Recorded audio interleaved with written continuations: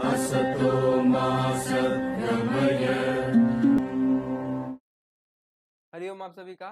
तो अभी हम डिस्कशन करने वाले हैं आपका 2 मार्क्स का और 3 मार्क्स, और साथ ही साथ हम इसको समझेंगे और देखेंगे कि कौन कौन से हमारे और कैसे कैसे आंसर राइटिंग करते हैं हम, ठीक है ना। तो ग्रुप बी से स्टार्ट करते हैं हम सबसे पहले, जो कि ख विभाग है, जो कि 2 मार्क्स का क्वेश्चन है ये सारे, ठीक है। चलिए आप मेरी बातों को ध्यान से सुनिएगा, है ना, और नोट डाउन कर लीजिएगा कॉपी में बैठकर। पहले ही मैं आपको वार्निंग दे दूं, अभी आप सुनो और लिखो, नोट उसका बना लो 2-3 पॉइंट का, तो बहुत ही इजी रहेगा। और ये भी देखो साथ ही साथ कि मैक्सिमम क्वेश्चन कहां से आने का चांस हो रहा है, आपको मैं सब कुछ बताऊंगा। तो इसी के साथ चलिए शुरू करते हैं, ठीक है ना। तो इन्हीं 9 प्रश्नों के उत्तर 1 से 2 वाक्यों में देना है हमें, ठीक है ना। तो रहीम को ने किस प्रकार के मनुष्य को साहू के साह कहा है? अगर आपने सही तरीके से रहीम के दोहे पढ़े होंगे, उसका समरी पढ़ा होगा, तो यहाँ पे रहीम, या फिर मेरा वीडियो आपने देखा होगा, तो रहीम साहन के साह उसको कहते हैं जो कि मन मस्त है, जो कि मन मगन है, जो कि हर चिंता से, हर दुविधा से मुक्त है, वो माया में नहीं फंसा है, वही मनुष्य साहू का सहा है, ठीक है ना। आगे बढ़ते हैं, ये हो गया 1 से 2 वाक्य में। दूसरा, नव भारत में क्या भर देने को कवि वीणा वादिनी से वर मांगते हैं? इस नव भारत में वीणा, ये हमारे कवि वीणा वादनी से ये वर मांगते हैं कि हे वीणा वादनी, मेरे इस नव भारत में नई उमंग, नई प्रेरणा, नया साहस, नया जोश, नया ज्ञान प्रकाश से भर दीजिए। सारे अंधकार को, सारे अज्ञान को, तिमिर को और ढोंग को नाश कर हमें प्रकाश की ओर ले जाइए, और एक नया उमंग भरिए हमारे भारतवासियों में। आगे चलते हैं, छबीली की सहेलियां कौन थी? छबीली की सहेलियां, यहाँ पे छबीली ये हमारा कहाँ कौन सा चैप्टर से है? झांसी की रानी। तो छबीली की सहेलियां उसके तलवार, ढाल और उनके अस्त्र शस्त्र थे, ठीक है ना। आगे बढ़ते हैं, पूंजीवादी समाज के हास में क्या है? पूंजीवादी समाज के हास मतलब उनके हंसी में क्या है? उनके हंसी में प्रताड़ना, पीड़ा देना, है ना, व्यंग करना और शोषण करना ही है। आगे बढ़ते हैं, ईश्वर किसका सहायक होता है? ईश्वर सदैव सच्चे, नैतिक और कर्मठ लोगों का ही सहायक होता है। नंबर 4 देखते हैं क्या है? युद्ध वीरता में किसकी परवाह नहीं रहती? युद्ध वीर, कवि यहाँ पे युद्ध वीरता में जान की परवाह नहीं रहती, ऐसा हमें समझाने का प्रयास कर रहे हैं। अब इसी को आप लंबा चौड़ा करके कैसे लिख सकते हैं? बहुत इजी है, आप इसको ऐसे लिखोगे कि कवि उत्साह के इस पाठ में, इस कविता में हमें युद्ध वीरता से यह समझाने का प्रयास कर रहे हैं कि युद्ध वीरता में हमें अपनी प्राणों की परवाह नहीं करनी चाहिए, अपने घर, अपने द्वार, अपने सोच विचार, पैसे, धन दौलत की परवाह ना करके हमें केवल और केवल अपने देश की परवाह करनी चाहिए। हो गया ना एकदम लंबा चौड़ा? बस इसको ऐसे लिखना है। अतिथि, ये बात कुछ ऐसी हो गई कि आप बता रहे हो मैंने आज आलू के पराठे खाए।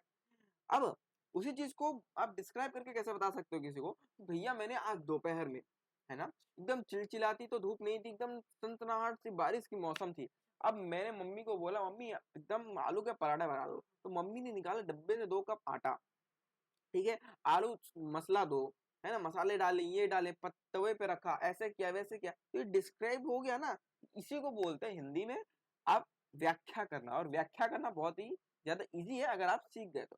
आगे चलते हैं, अतिथि के सम्मान में लेखक ने रात की भोजन व्यवस्था कैसे की थी? अतिथि के सम्मान में जो कि हमारा लेखक है, उसने रात की व्यवस्था एकदम होटल की तरह बनाई थी। उसने एकदम लग्जरियस डिनर उसके लिए बना दिया था। उसने रबड़ी, छोला भटूरे, है ना, पूरी सब्जी, और लास्ट में डिजर्ट भी उसने रखा था। आगे बढ़ते हैं, डॉक्टर मीनू मेहता ने कौन सी जानकारी दी? इसकी जानकारी मुझे नहीं है, इसकी जानकारी है आप सर्च कर लीजिएगा कि डॉक्टर मीनू मेहता ने किसकी जानकारी दी।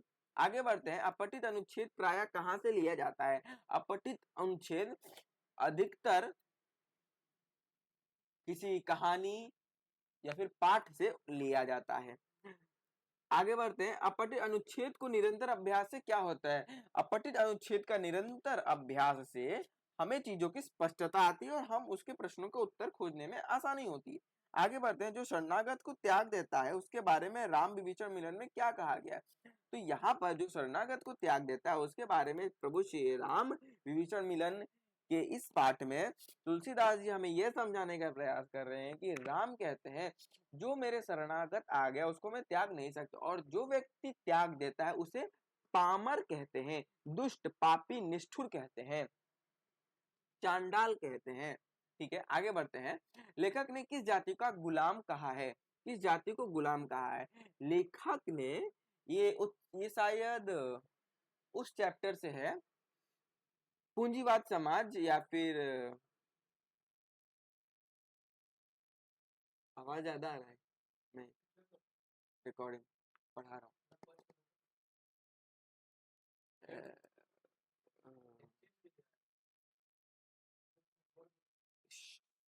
तो कहाँ से हाँ,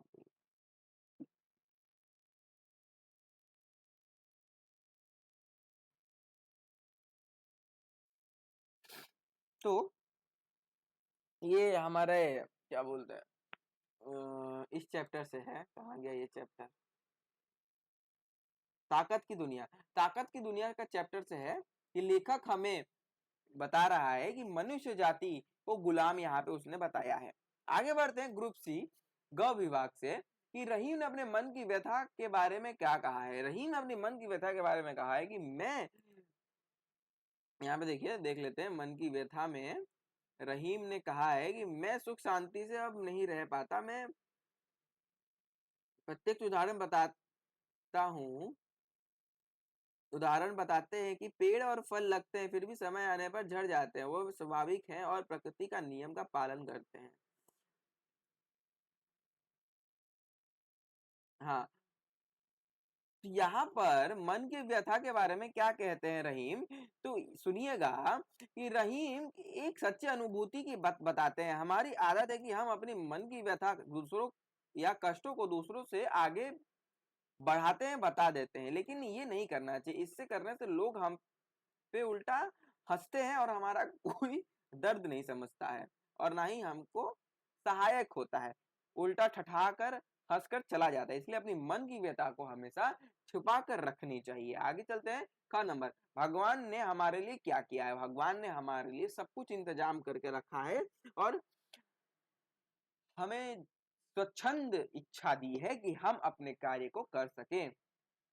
अब इसी चीज को हम इलाबोरेट करके कैसे लिखेंगे कि भगवान ने हमारे लिए इस कविता, किस कविता, हाँ, उत्साह की कविता में, उत्साह में क्या होगा? भगवान ने हमारे लिए उत्साह की कमी छोड़ी नहीं, कार्यशीलता प्रदान की है, हमें स्वच्छंदता हमें प्रदान की है।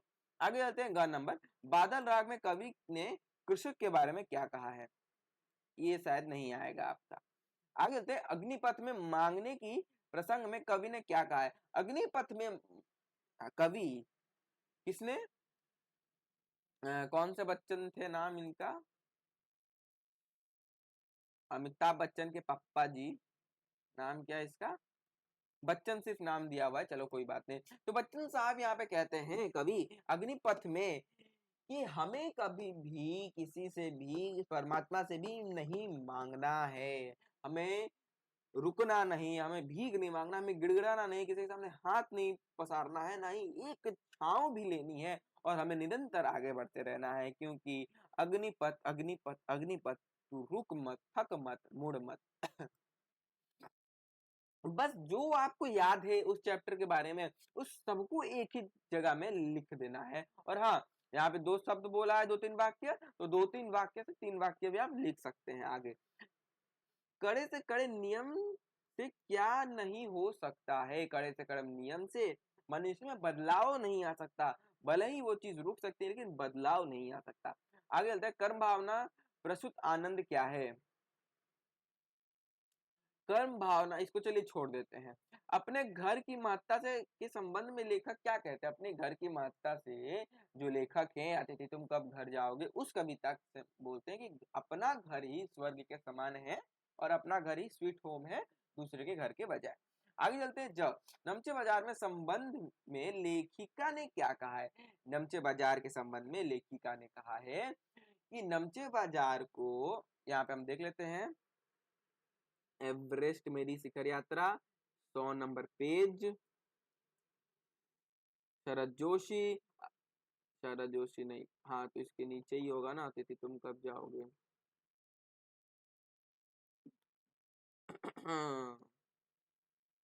नमचे बाजार शेरपा लैंड एक सर्वाधिक महत्वपूर्ण नागरिक क्षेत्र है। अधिकांश शेरपा इस स्थान तथा यहीं के आसपास के गांव को कहते हैं। यह नमचे बाजार ही था जहां से मैंने सर्वप्रथम एवरेस्ट को निहारा था, जो नेपालियों में सागर माथा के नाम से प्रसिद्ध है और मुझे यह नाम बहुत ही ज्यादा अच्छा लगा। यही उन्होंने इसके बारे में कहा है। ठीक है ना। अब ये हो गया आपका 2 and 3 मार्क्स का क्वेश्चन। अब चलते हैं हम आगे नेक्स्ट ईयर 2023 का क्वेश्चन पेपर समझते हैं। क्या बोला है कि किन्हीं 9 प्रश्नों के उत्तर को 2 वाक्यों में कंप्लीट कीजिए। आदमी को सच्ची तरक्की की बुनियाद क्या है? आदमी की सच्ची तरक्की की बुनियाद उसकी कर्मठता, उसका उत्साह, उसका बल, उसका ज्ञान है। ठीक है ना। आगे चलते हैं। कौन बड़े लोग की कोटि में आ सकता है? कौन बड़े लोग की कोटि में आ सकता है? हाँ, यहाँ पे ये उस चैप्टर से है जहां पे रहीम कह रहे हैं सुदामा और श्री कृष्ण जी के बारे में। तो कहते हैं कि वो लोग जो दूसरों पर कृपा करते हैं, जो लोग परोपकार करते हैं, जो लोग दूसरों का हित चाहते हैं, जो लोग गरीब को तो रोटी खिलाते हैं, उन्हें वो बड़ा कहते हैं। ठीक है ना। आगे बढ़ता है। कौन सच्चा उत्साही कहलाता है? वो व्यक्ति जो हमेशा आगे बढ़ने की प्रेरणा से आगे बढ़ता है, बिना सुख और दुख को देखे निरंतर अभ्यास करता है और नई उमंग के साथ चलता है, खुशी खुशी चलता है, उसी को उत्साही कहते हैं।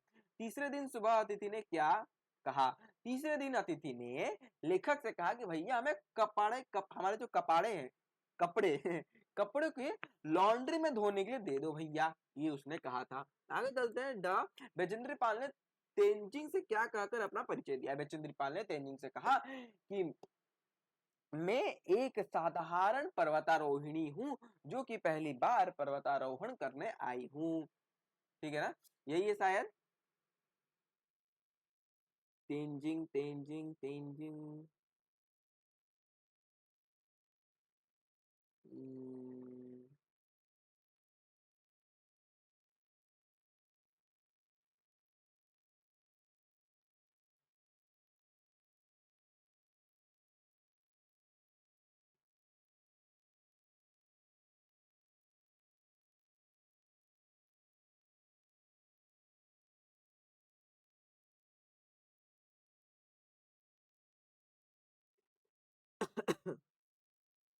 वही है आंसर। ठीक है ना। आगे चलते हैं। रहीम ने किस साहू को शाह कहा है? सिंपल, ये बात फिर से रिपीट हुई है अगले साल वाली कि रहीम ने कहा कि जो लोग बेफिक्र है, जो लोग कर्म के बंधनों में नहीं रहते हैं, जो लोग माया से मुक्त हैं, उसी को मुक्त कहते हैं। सिंपल सी बात। राम के अनुसार लक्ष्मण इनकी पल भर में हत्या कर सकता है? प्रभु राम के अनुसार लक्ष्मण जी राक्षसों का, पिशाचों का और पामरों का पल भर में ही हत्या कर सकते हैं। आगे चलते हैं। अग्निपथ में कवि कौन से शपथ लेने को कहते हैं? अग्निपथ में कवि कभी ना रुकने की, कभी ना थकने की, कभी ना मुड़ने की शपथ लेने को कहते हैं। छबीली कौन थी? छबीली हमारी झांसी की रानी की थी। ठीक है ना। मनुष्य के रूप में कवि किस प्रकार का जीवन बिताने को कहते हैं? मनुष्य के रूप में कवि मनुष्य को हमेशा उत्साही, प्रेरणादायक जीवन जीने के लिए कहते हैं और कैसा न जीवन बिताने के लिए कहते हैं कि तुम कभी भी मुर्दों की तरह मत बैठो और कर्मठता करते रहो।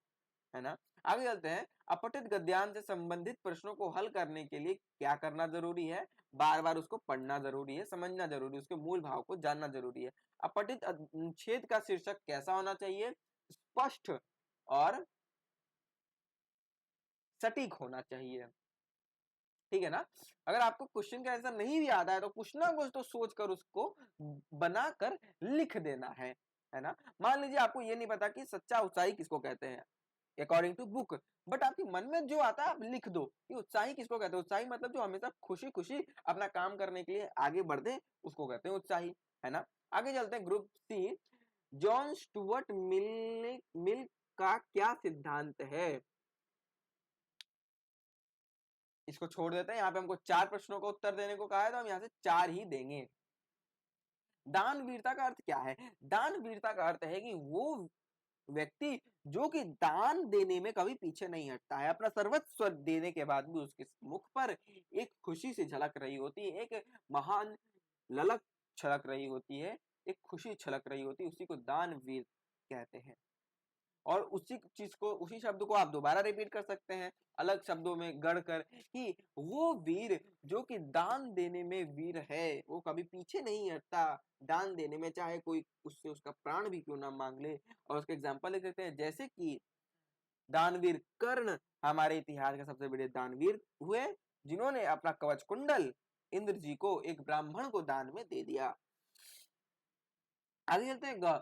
अतिथि के देवता होने के प्रसंग में लेखक क्या कहते हैं। अतिथि के देवता होने के प्रसंग में लेखक कहते हैं कि अतिथि तुम तो देवता हो, लेकिन अगर देवता होकर तुम देवता के भांति लक्षण नहीं करो, तुम आकर यहाँ 10 दिन खाने बैठ जाओ और हमसे कपड़े धुलवाओ, तो तुम देवता नहीं असुर हो जाते हो।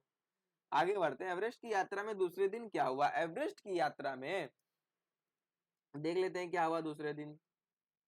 दूसरे दिन नए आने वाले अधिकांश सामान को हम हिमपात के आधे रास्ते तक ले गए, ठीक है ना। डॉक्टर मीनू मेहता ने हमें एल्यूमिनियम की सीढ़ियों से स्थायी पुलों को बनाने के लिए कहा। लट्टों और रस्सियों का उपयोग करते हुए बर्फ की आड़ी तिरछी दीवारों पर रस्सियां बांधना और हमारे अग्रिम दल के अभियात्रिकों कार्यों के बारे में हमें विस्तृत जानकारी देना, ये दूसरे दिन में हुआ था। ठीक है।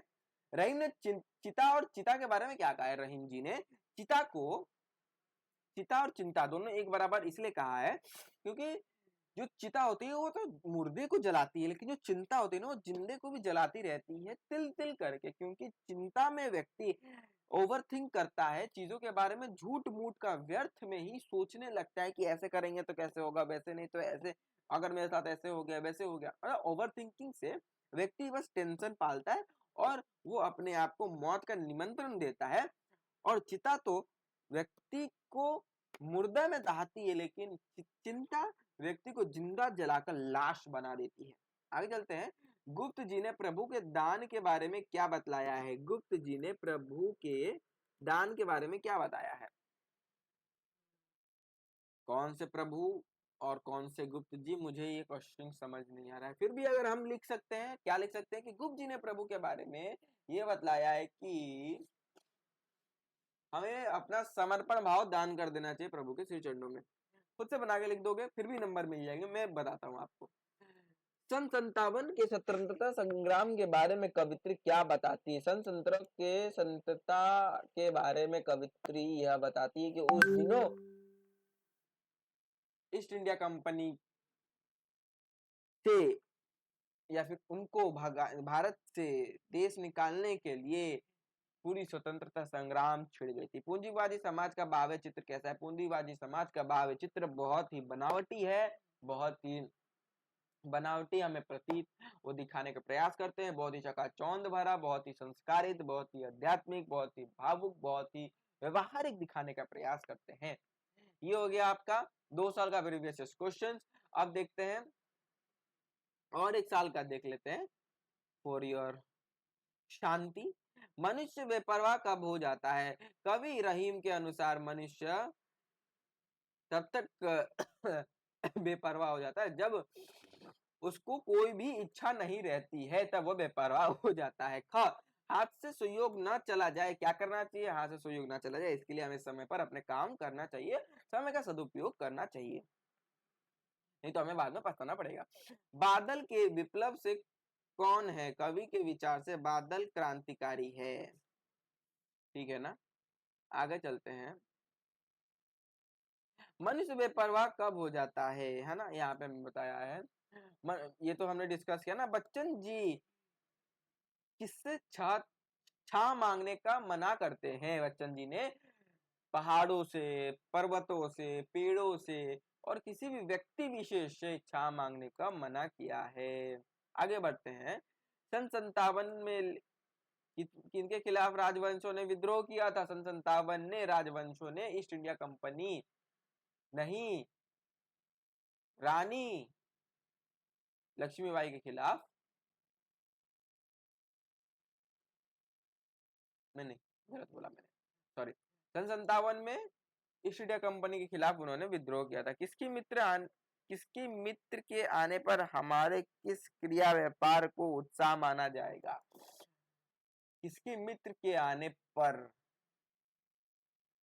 हमारे किस क्रिया व्यापार को उत्साह माना जाएगा?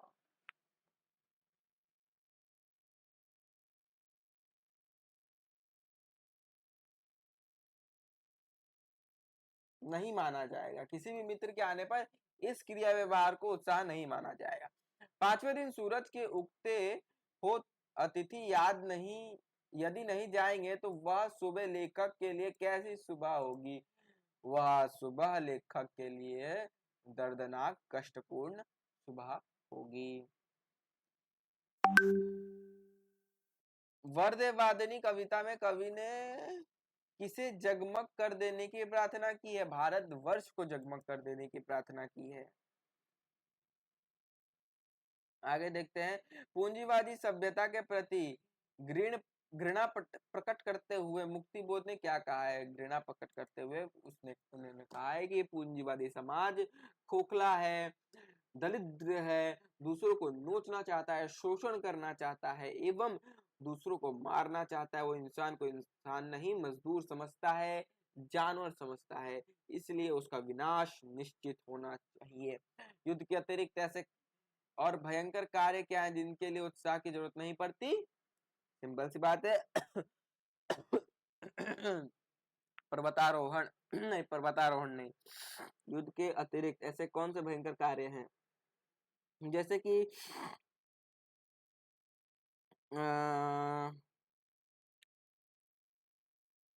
कोयले के खदान में कोल माइनिंग करना, ट्रेन के पटरियों के सामने काम करना, ये उत्साह की कैटेगरी में नहीं आते। अतिथि के पहुंचने पर पहले दिन लेखक क्या सोचा और फिर क्या किया? अतिथि के पहुंचने पर पहले लेखक ने उनके लिए पूरी साज शौकत से एकदम ठाट बाट से सब कुछ किया था और उसका अलविदा करने का भी सोच लिया था। लेकिन उस जैसे ही वो अतिथि 4-5 दिन हो गया उसके बाद उसकी सारी कामनाओं पर पानी फिर गया।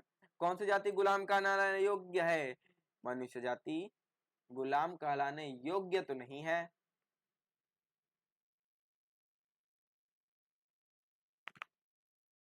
अज्ञानियों की, इसका आंसर मुझे भी नहीं पता। चलो इसको मैं ब्लैंक कर देता हूँ।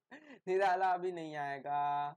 अपने ही प्रयत्न से आलसी समाज में क्या क्या परिवर्तन कर सकता है? अपने ही प्रयत्न से आलसी समाज अपने अंदर परिवर्तन कर सकता है कि अपने आप को ज्ञान से भरकर उत्साह से हमेशा ज्योति की तरफ आगे बढ़ता जाए, ज्ञान की तरफ आगे बढ़ता जाए, अपने आप को विकास की तरफ बढ़ाता चला जाए।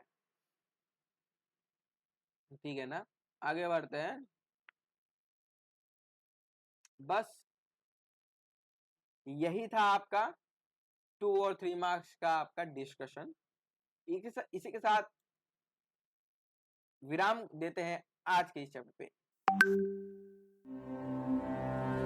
असतो मा सद्गमय तमसो